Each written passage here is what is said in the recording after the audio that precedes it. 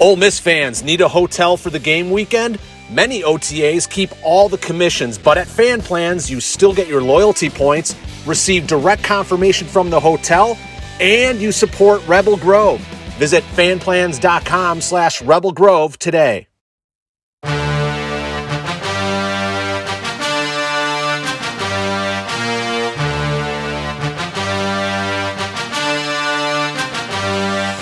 Welcome into this edition of the Davison Igbinosun Show, presented by the College Corner. I'm Neil McCready. Davison Igbinosun, the Ole Miss cornerback, will join momentarily. We'll talk about lessons he learned from year one in college football, lessons he's learned from a full academic year at Ole Miss. We'll talk about the transfer portal, bowl prep, holiday time away from his family, as he'll be in Houston for the Tax Act Texas Bowl. That's a mouthful. The Tax Act Texas Bowl, Ole Miss and Texas Tech on December the 28th at 8 p.m. Central Time. You can see that game on ESPN. We'll have coverage leading up to and of the game at rebelgrove.com. Before we get to Davison, I'm going to remind you we've been brought to you all year by the College Corner. It is your one-stop Rebel shop. 2 locations in the Jackson area in Ridgeland. It's next to Fleet Feet and Flowwood. It's next to Half Shell. If you don't live in Jackson, it's no problem. You can go to collegecornerstore.com. You can also find them on Facebook and Instagram. Whether you're tailgating in Oxford or home gating with friends and family, the College Corner has you covered for game day with the largest selection of Rebel gear in central Mississippi. So with that, we'll be joined momentarily by Davison Igbinosun. Talk about a number of topics here on the show, one that I think you will enjoy very much. Davison, how are you? I'm good, Neil. How are you? I'm good. We hadn't visited in a while since probably, I guess it was after the Alabama game. You guys were getting ready to go play Arkansas. You had a quick turnaround from Mississippi State, and then had a little bit of a break before you got into bowl prep. End of the season, I know, didn't go the way you guys wanted it to go. Have you gotten kind of over the disappointment of it at this point, or does it still sort of linger a little bit?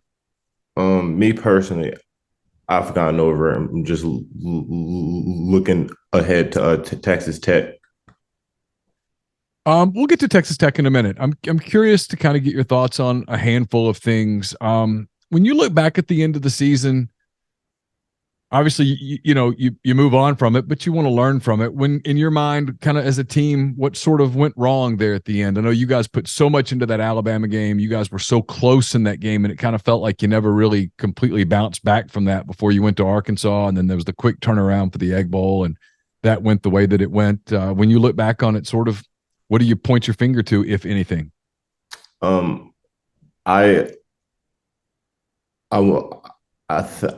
would say that I think it's that Alabama game, because we literally put everything into the Alabama game and it didn't go our way, and then having to bounce back was tough. Yeah, it kind of showed, because you guys were so close in that game with Alabama. You probably were in position to win it so many times and just couldn't finish it. I guess you guys have turned the page to bowl prep. You had a little bit of time off from football, at least, and then you had workouts and stuff like that. But how fresh do you feel right now, as opposed to kind of towards the end of the season, and physically, mentally, that kind of thing, as you guys get ready to play Texas Tech? Physically, I feel completely fresh. I mean, they gave us off a couple days, but physically, I'm fresh.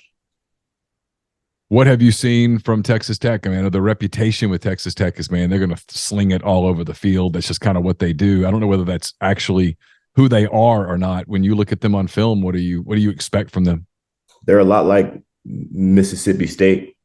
Air raid offense, going to throw 60 times a game. Which is fun for you, right? I mean, you guys are – I mean – you kind of had your season. I know you kind of hit a little lull there where you didn't play as much, but you've bounced back those last couple of weeks, played a lot. So I'm guessing you're going to be on the field quite a bit against the Red Raiders. What's it like for you? I know you have NFL dreams. Do you get a little extra juice when you play in an NFL stadium?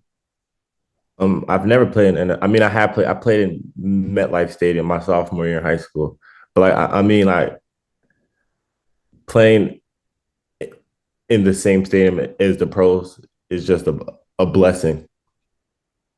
Is it something you think about when you walk into the building, you walk into locker rooms and stuff like that? I mean, that's a glimpse of one of your goals. One of the reasons that you play football is you want to play in the National Football League. I know you You watch some of that. You keep an eye on it. When you walk into that building, is there a little surge that you get like, hey, this is a taste of what I want? I mean, maybe it's a motivating thing.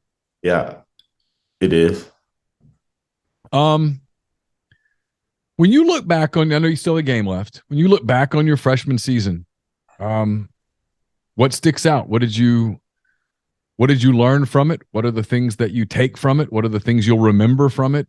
Kind of what are some of the things? A lot of questions here. We can kind of touch on them in a minute. What do you want to take from it into your sophomore year? The biggest thing I think I learned my freshman year is confidence. Can't lose your confidence at all. You have to bring your confidence every single day.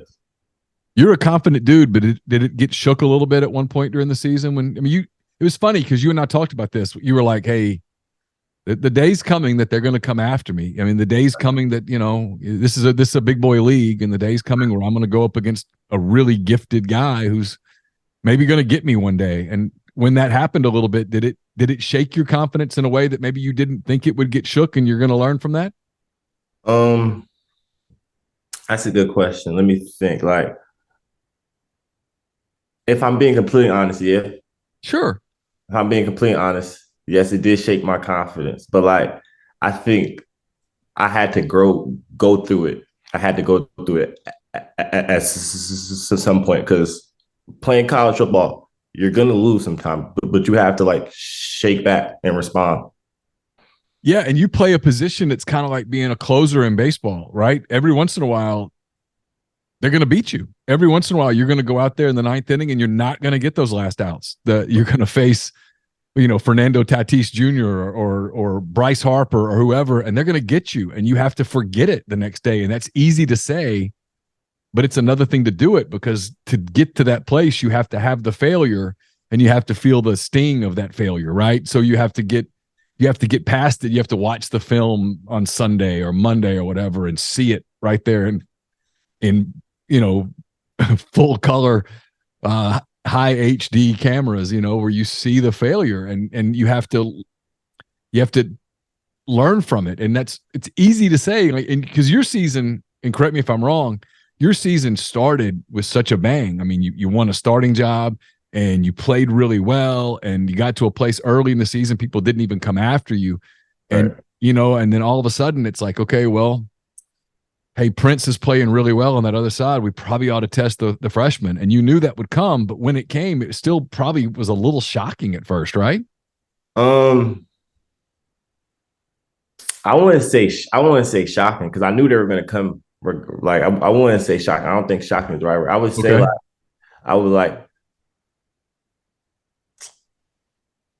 Humbling. Like me getting beat sometimes humbled me. Like, I mean, did it feel easy at first? And maybe you realize, I mean, you knew it wasn't, but it's one thing when people say, hey man, this is a tough league, and you're going to face some guys. Like you talked about, hey, this is why I wanted to play in this league, but you get in it, and at first it's not super hard, or it doesn't feel super hard. And then all of a sudden, whether it's going to LSU or whatever the case was, I mean, where people are like, all right, let's get after him. Let's go after this kid.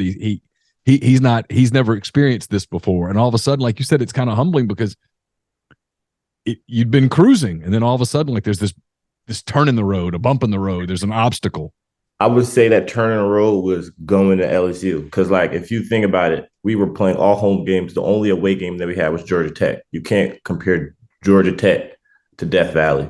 Mm-mm. No comparison to that. So I just feel like being in that environment for the first time, that definitely was the turn in the road. But like, we started off like cupcake games. Our Tulsa had some good receivers.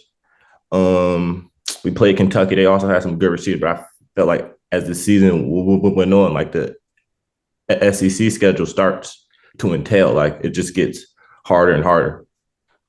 Yeah, you look back, you played Kentucky, but like Will Levis was kind of limited that day. Turns out he got injured, broke a bone in his foot or something that early in that game. So you didn't see everything from him. We talked about Barry and Brown and his speed and explosiveness, but you guys handled that game, and then you played like Vanderbilt, and you guys kind of sleptwalked through the first half, but then you ran through the second, and right. You beat Auburn, and yet there were some signs that, hey, maybe the run defense has some issues, but You're right. I mean, you're 7-0. You're ranked 7th in the country, and then the schedule, as we talked about, it got real. You guys lost it at LSU, but you beat A&M. Right. And all of a sudden, hey, here's Bryce Young in Alabama in this big test. It's amazing how, and I don't know I'm curious whether I'm sure you felt this. I mean, I felt it as a reporter, and I've been doing this for a long time. Obviously, you build up the season and you wait for the season and you wait for the season, and then man, the season goes fast. Like you look up and you're in week 10. You look up and it just goes quickly. I know it feels like a grind, but at the same time, you look up and you're like, man, holy cow, we've played 10 games. Right. And so, it can just kind of come at you quick, where you can build momentum, and you also can lose momentum quickly, and you can have momentum go the other way fast. Like you can see how a losing streak happens to a team. It's a long season.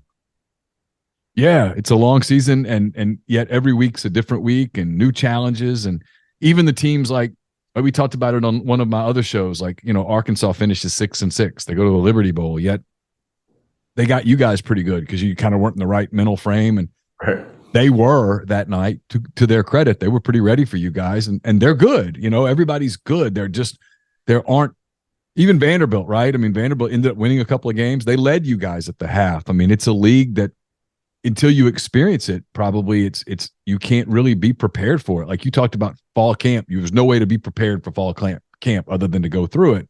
Right. There's kind of no way to be prepared for an SEC season until you've gone through it, I'm guessing. Right. Exactly right. You can't prepare for the SEC. Like top guys, top coaches, these games can go either way.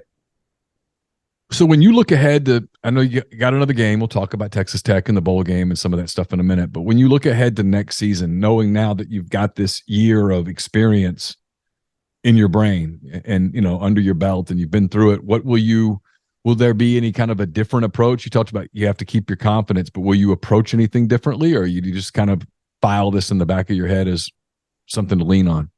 If I'm being completely honest with you, after going through a true freshman season, like next year, like I'm coming to dominate. Like I feel like I've seen everything in college football. Like this past year, going to Death Valley, going to A&M, like I've seen everything in college football. Like I've seen 100,000. I feel like I've gone through everything in college football to where my sophomore year is not going to be any surprises. I'm going to be ready to go and comfortable. Hey, are you surprised, Davison, at how many guys in college football are in the transfer portal? As you and I record this right now, it's like 1,300 guys in the transfer portal. Does that surprise you? Not at all. College football is hard. It's a full-time job. People can't handle it. People want more playing time. People want more money. It's a lot of reasons why people are in the transfer portal, but like it doesn't surprise me at all. I know you're not going to name specifics, and I wouldn't ask you to. I wouldn't want to put you on the spot like that, but I am curious because I always joke about how before there's the transfer portal, there's the tampering portal, and we can all pretend it doesn't exist, but come on. It absolutely exists. Did other programs, and again, not asking you to name names or specifics, did other programs reach out to people around you to make sure you knew that, hey, look, if you're not happy at Ole Miss, if you're looking for something different, there's a spot for you here at School X? I mean, I'm not saying that it didn't happen, but me personally knowing about it, I don't think so. Not to my knowledge, but I'm sure it has happened though. You happy? You feel good about your decision a year later? You're good with the decision you made? Definitely. All right, let's talk about some of the bowl stuff. Well, before we do that, you've also finished a year academically because you started in January. You finished a year of school, which is to be congratulated. What did you learn academically from a year in college? Because I know I have kids of my own that two girls that have started college, that one's about to graduate, one's halfway through. I know going to college is a different deal than high school. Right, it is. What did what did you take from? What have you learned so far? Time management. These professors, if they want you to go home and do 3 hours worth of homework, 3 hours worth of studying, like you have to have time management skills. Like if you don't have time management, you won't do well in college. That kind of came naturally for you, though, right? I mean, that didn't seem to be a major issue for you, the time management part, or did you have to kind of was there a learning curve a little bit? I mean, at first it wasn't because like as a freshman coming in, you literally have somebody telling you be here at this time, do this at this time, do this at this time. But like over time, like I've done that for myself now. So you spent Thanksgiving playing football against Mississippi State. You're going to spend Christmas in Houston, getting ready to play football. I guess welcome to the world of almost professional college athletics, right? How much home time will you get before the holidays? How much time will you get to spend with your family and stuff? When do you have to be in Houston, and how do you feel about that? So I'm probably gonna have probably 3 days with my family. I'm going home Thursday, and I'll be leaving home Sunday.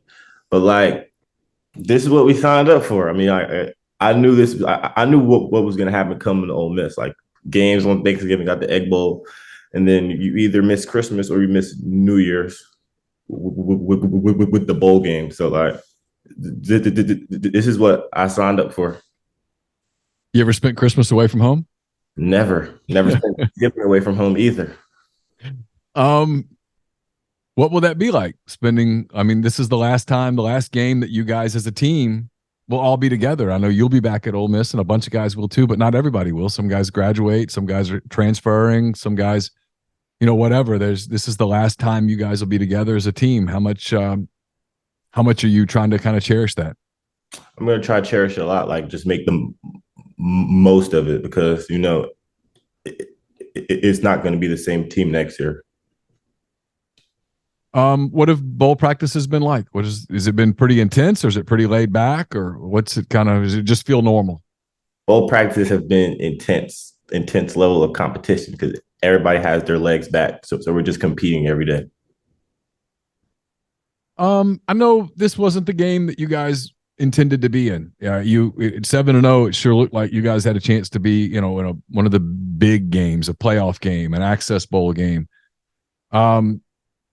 Is it going to be difficult to get up to play in a game that's not as nationally meaningful as it would have been to play in the Fiesta Bowl or the Peach Bowl, a semifinal game, a Sugar Bowl, a Cotton Bowl? You know what I mean? I mean, we can all pretend there's not different tiers, but there are. And you guys you fell off at the end a little bit and didn't get where you wanted to go. Is it going to be difficult to get emotionally up for it, or do you go into it like, no, we have something to prove?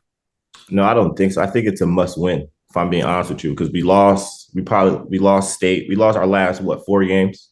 4 of the last 5, yeah, the last 3. Yeah, so this is a must win game because if we don't win, somebody's going to lose their job. You know how that goes in this business. Yeah, you're right. That is kind of how it works. Hey, listen, I've really enjoyed doing this. We're going to do it one more time. I think we're going to have a special guest.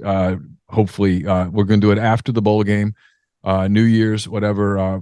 When you get home, I know you guys play on the 28th. You probably travel on the 29th. We'll get in touch with one another those next few days while you're at home in New Jersey celebrating the new year. We'll get together and one last time on the Davison Igbinosun show, maybe have a special guest and have a little fun with it. But listen, until then, if I don't see you out on the practice fields or whatever, Merry Christmas to you, to your family. Safe travels to and from New Jersey and back to Houston. And good luck in the Texas Bowl, and look forward to talking to you soon. Appreciate you, Neil. You too. Again, thanks for joining us for episode 12 of the Davison Igbinosun Show, presented by the College Corner.